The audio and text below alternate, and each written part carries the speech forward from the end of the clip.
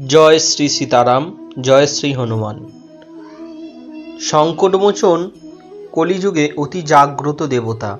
সংকটমোচন হলেন শ্রীরামের পরম ভক্ত শ্রী হনুমানজি।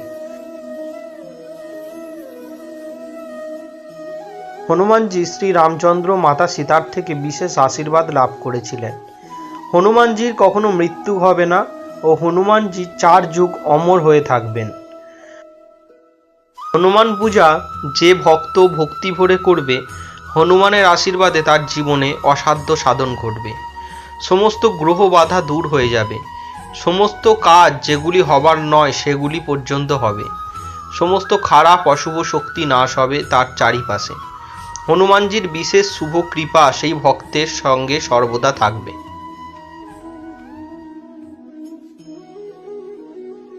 আজকে আমরা এই ভিডিওর মাধ্যমে আলোচনা করতে চলেছি এমনও কিছু জীবনে আমাদের খারাপ সময় আসে বা খারাপ ঘটনা ঘটে, সেই সময় খারাপ সময় বা খারাপ ঘটনা থেকে আমরা কিভাবে বাঁচব হনুমান পূজা করে, হনুমানজির বিশেষ কৃপা লাভ করব। সেই সময় আমরা সেই খারাপ সময়টাকে উত্তীর্ণ করে উঠতে পারবো, সেই খারাপ সময়টাকে কাটিয়ে উঠতে পারবো, হনুমানজির বিশেষ কৃপা লাভ করতে পারবো। এই বিষয়ে আমরা আজকে বিস্তারিত আলোচনা করতে চলেছি এই ভিডিওর মাধ্যমে।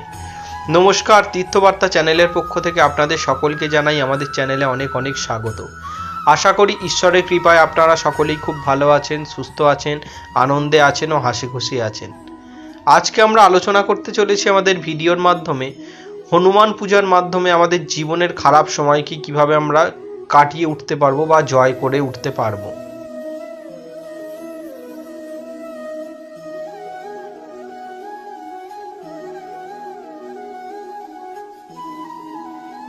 আপনাদের সকলের কাছে একান্ত অনুরোধ করব, দয়া করে আজকের ভিডিওটি আপনারা সম্পূর্ণ দেখুন, স্কিপ না করে। আশা করি আজকের ভিডিওটি আপনারা সম্পূর্ণ দেখলে আজকের ভিডিও দেখে আপনারা অনেক উপকৃত হবেন এবং সমৃদ্ধ হবেন। আমাদের আজকের ভিডিও দেখে যদি আপনারা সমৃদ্ধ হন এবং উপকৃত হন, তাহলে অবশ্যই আজকের ভিডিওতে একটি লাইক করবেন, কমেন্ট করে আপনাদের ব্যক্তিগত মূল্যবান মতামত আমাদের অবশ্যই জানাবেন, ভিডিওটি শেয়ার করবেন। আর আমাদের এই ছোট্ট তীর্থবার্তা চ্যানেলে যদি আপনি এখনও একজন না হয়ে থাকেন, অবশ্যই আমাদের এই চ্যানেলটিকে সাবস্ক্রাইব করে অল নোটিফিকেশনে ক্লিক করে আমাদের পাশে থাকবেন, সাথে থাকবেন সনাতন হিন্দু ধর্মের বহু জানা ও অজানা কাহিনী দেখার জন্য ও জানার জন্য। তাহলে চলুন আজকের আলোচনা শুরু করা যাক। জয় শ্রীরাম, জয় শ্রী হনুমান।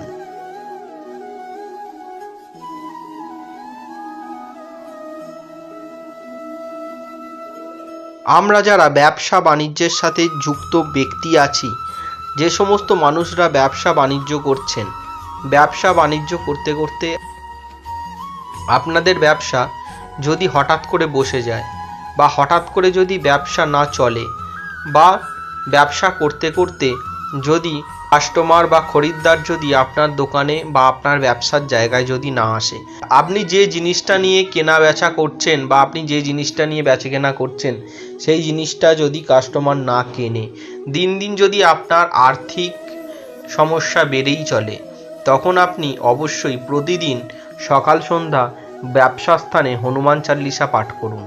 তার আগে অবশ্যই জয় সীতারাম এই মন্ত্রটি 9 বার জপ করে নিন।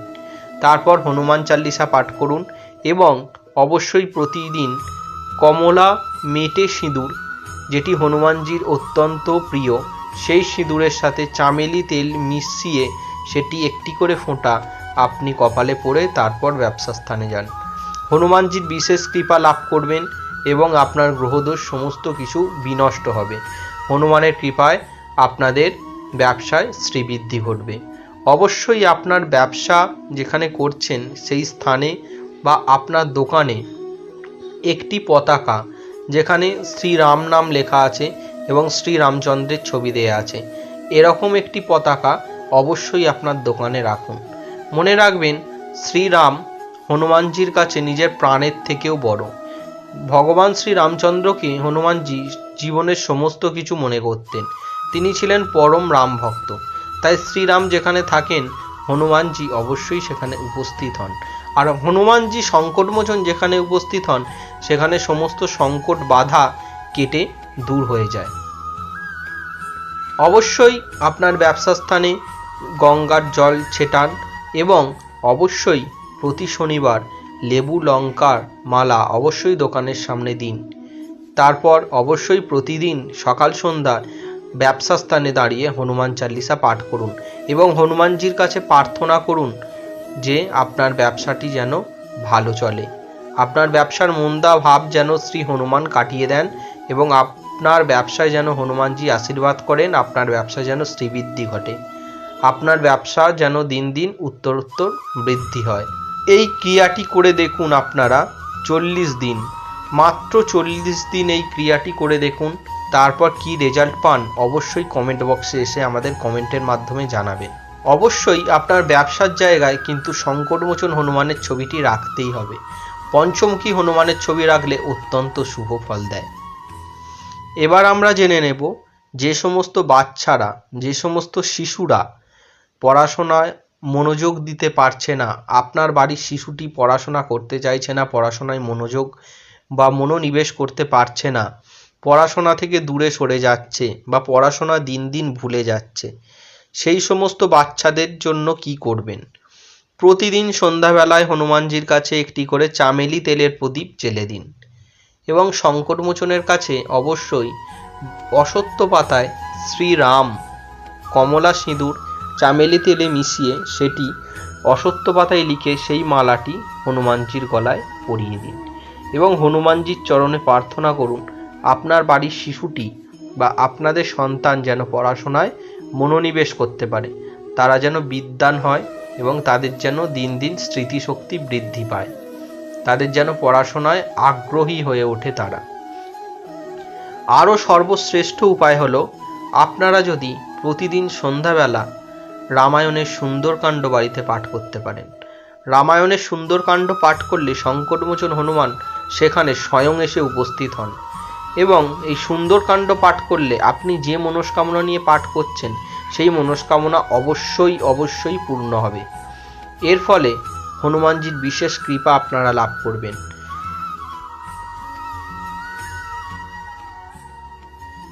শ্রীরাম নাম লেখা ওই পাতার মালাটি অবশ্যই আপনার সন্তানের বইয়ের পৃষ্ঠার মধ্যে বা বিদ্যাস্থানে রেখে দিন, সংকটমোচনের বিশেষ কৃপা লাভ করবেন।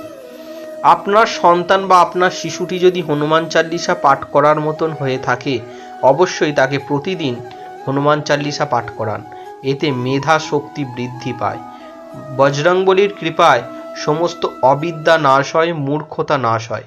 সংকটমোচনের কৃপায় বিশেষ বিদ্যা বুদ্ধি ও জ্ঞানের দীপশিখা জেগে উঠবে শিশুদের মনের মধ্যে।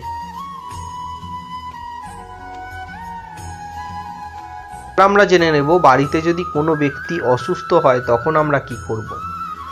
পঞ্চমুখী হনুমানের সামনে তামার পাত্রে জল রাখুন, তাতে অবশ্যই 2টি তুলসী পাতা দিন। সেই তুলসীর পাতা অর্থাৎ এই 2টি তুলসী পাতাকে বলা হয় তুলসী দল। এই তুলসী দলযুক্ত জলটি আপনার বাড়ির অসুস্থ মানুষকে বা অসুস্থ ব্যক্তিকে পান করান। সংকটমোচন বজরংবলীর কৃপায় সেই অসুস্থ মানুষ খুব তাড়াতাড়ি সুস্থ হয়ে উঠবে এবং অসুস্থ মানুষের নাম করে সংকটমোচনের কাছে কর্পূর দিয়ে আরতি করুন, যাতে হনুমানজির বিশেষ কৃপা সেই মানুষটি সুস্থ হয়ে ওঠে, সেই মানুষটি যাতে খুব তাড়াতাড়ি ভালো হয়ে ওঠে। অবশ্যই প্রতিদিন হনুমান চালিসা পাঠ করুন এবং হনুমানজির প্রসাদ অবশ্যই সেই অসুস্থ ব্যক্তিটিকে খাওয়ান। অবশ্যই হনুমানজির বিশেষ কৃপায় সেই অসুস্থ ব্যক্তিটি খুব তাড়াতাড়ি সুস্থ হয়ে উঠবে। এই ক্রিয়াটি আপনি 21 দিন করে দেখুন, অবশ্যই হাতে নাতে আপনারা ফল পাবেন।